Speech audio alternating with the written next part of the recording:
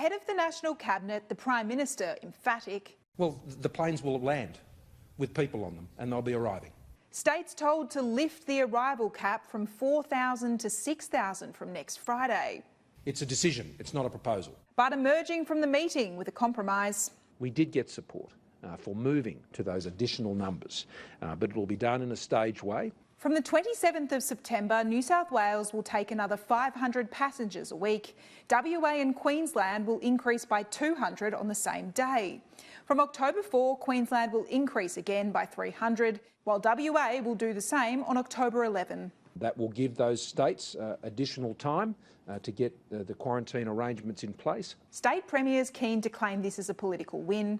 The Prime Minister has agreed to extra Australian Defence Force personnel to help, and I thank him for that.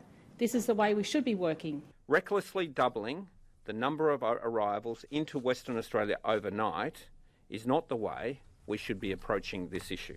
But the PM denies his demand was foiled. And there's some disagreements about that.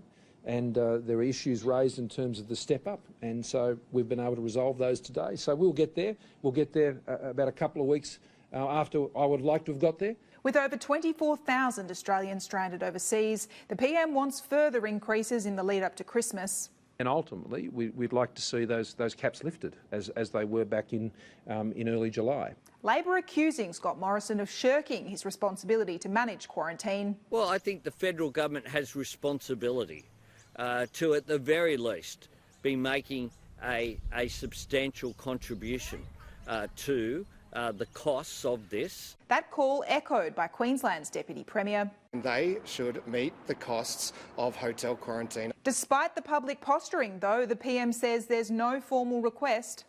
They haven't asked for that. No one asked for that today. That didn't come from the Queensland government or WA government today. They weren't asking for money. They were asking for ADF support, and the answer to that was yes. National Cabinet will not meet again until October 16, with next fortnight's meeting scrapped.